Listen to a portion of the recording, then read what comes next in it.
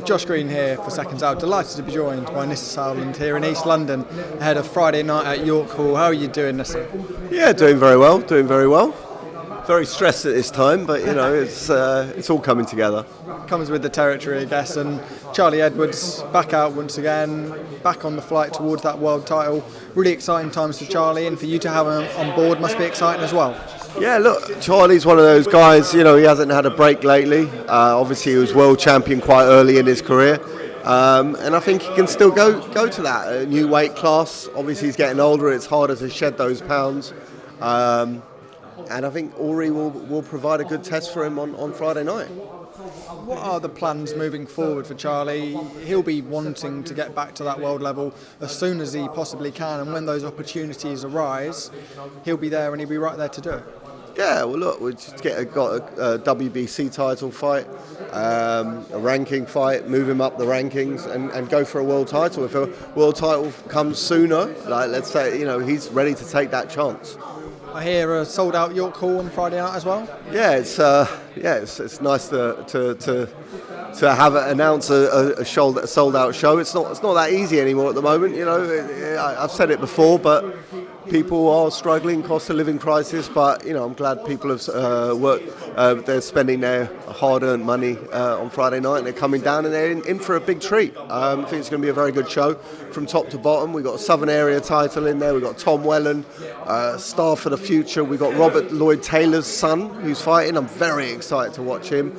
And you know, and Christian Fetty making his debut. He's bringing out 400 people, 400 North London Greek boys coming in to make a lot of noise. So looking forward to it. As you say, exciting card from top to bottom, but some disappointing news, at least from the fighter's point of view, around Lerone Richards, a man that can't seem to catch any luck, can he? Yeah, look, it's just a nightmare. You know, I feel so bad for him. We're going to make sure he's all right and get him out in May. Will it be try and get him out as soon as possible? I know that you've got shows around the corner. Yeah, I think May. That's the plan, May 17th. We've got a show coming up. Not announced yet, but that's the targeted date. And expect some news very soon. I'm actually going to leave here and call him straight away. Lovely stuff. Other Wasserman business, Harry Scarf.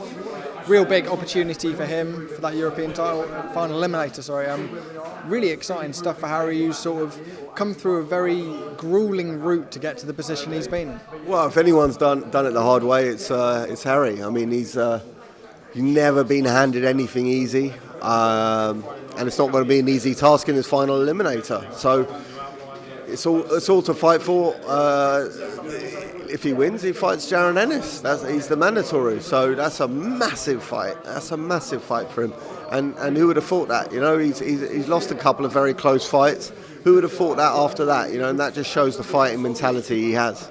Is he very much proof that if you graft away, you win those English, British, and then obviously European titles, then there's big opportunities around the corner. That Jaron Ennis fight is only possibly one fight away. It's only one fight away, yeah. It's hard to believe, and yeah, it does prove that. It does prove if you work hard, you can get there. I think a lot of fighters get disheartened with this industry, and I don't blame them. You know, in defence of promoters, there are so many talented kids out there who aren't getting a break. So it is nice to see, and there's not enough dates to go around, which is a great problem to have for fans in Britain and to have for promoters. But when you're a guy who is like Harry, very talented, very good fighter, it's nice to be able to say you're fighting for an IBF world title final eliminator, and you know you got the chance to go under those bright lights in Vegas or wherever it might be and fight Jaron Ennis and try and win a world title. He's one step away. We saw 10 days or so ago Harlem Eubank, the next man to face Adam Azim. We know at the point when they were facing off in the ring that wasn't signed. Has there been any progress on that front? Yeah, look, it's a massive fight, and it's getting very close to being announced, and hope to have some news in the next few days. Where did that fight come from? Because we know the situation regarding Adam and the Dalton Smith fight. When was that sort of put you as an opportunity? Not that long ago. Look. Harlem's done very well on Channel 5. He's got very good numbers here. From when we took him over, he's reached the stars, and he deserves this opportunity. Lots of people are saying that Boxer have sort of handpicked or chosen Harlem as maybe the easier or the slightly lighter touch than Dalton Smith.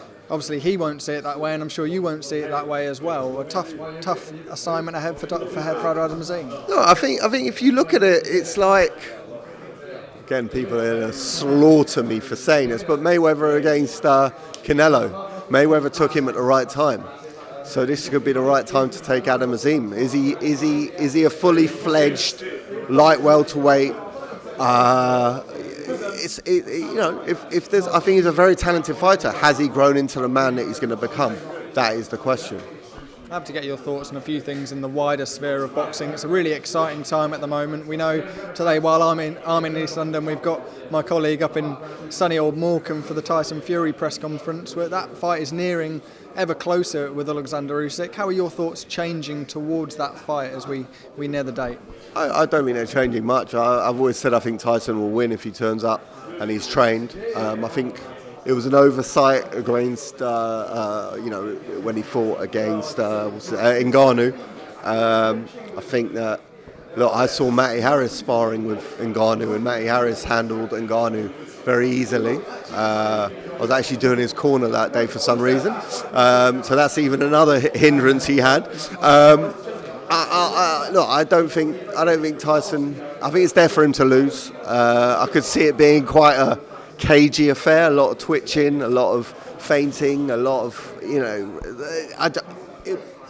I hope they just turn up and, get in the middle of the ring and have a proper fight, but that won't be the case. They're too good for that. There'll be, a lot of moving around, twitching, like I said, and could be a boring affair with Tyson winning. I think there was some concern when the press conference was called yesterday that it may be another postponement or we may not see the fight at all. Do you think that's a possibility at all? It's always a possibility. I hope not. Well, you might know more than I do, but I've got Bradis on the undercard, so I really hope not for his. People forget about the guys on the undercard, but he's already spent tens of thousands of dollars on a camp. So for the last one, so it's you got to get sparring in. Sparring's not free, so I hope not. Let's talk about Bradis, as you mentioned him, taking on one of his toughest challengers in Jai Patel. Once again, huge fight that finds itself on an absolutely massive card. Yeah, it's listen. This is the. I don't know if not a lot of people saw the first one. It was a great fight, and I think we're going to see that again with Bradis winning. What do you think will be the difference this time around? I don't think Bradis will lose the first few rounds. I think he'll come out and he'll be switched on. I think we overlooked Alpataya a little bit. He had to travel all the way to Australia. It's hard. It's a long journey. It took me about a month to recover. I'm still sort of jet lagged. But yeah, I think he's going to take it seriously. And not that he didn't take it seriously last time, but I think the whole journey, the whole experience of fighting in Australia was tough. This time it's level playing field for both. I've got to ask you about Chris Eubank Jr. as well. The last time I spoke to you, I think it was around 6-7 weeks ago, the likes of Canelo and Crawford had sort of been mentioned in the same verse and the same sentences as Chris Eubank Jr. What are the current options on the table for Chris? I think you can expect some big news in the next couple of weeks. That's all I'll say right now. Better off speaking to Calla tomorrow? Yeah, you can try and speak to him. He might give you more. He talks more than me. But look, I think we've got some exciting news coming. Final one for you surrounding Anthony Joshua. There was a call out yesterday from Joseph Parker, a previous opponent, of course, of Anthony Joshua. And obviously that went in AJ's favour last time they fought. But do you see that as a real even matchup if that was to happen again? I think based on his last few fights, Joseph Parker's had a resurgence of his career. He's looked amazing, but I still think AJ's the winner there. Still AJ to win that? Yeah. Brilliant, really appreciate it. I'm a big AJ fan, so Some people call me a fanboy. No. Listen, I think he's just too much for him at the moment. Are we seeing the best AJ, the best version of AJ that we've ever seen? I think they've both sort of had a resurgence lately of their careers, and AJ seems a bit meaner again, and I like that. But so does Joseph Parker. So I'd watch it. I'd pay 20 quid to watch it. I'd pay more than that to watch it. Absolutely. Cheers for your time. Nisse. I really appreciate it. Josh.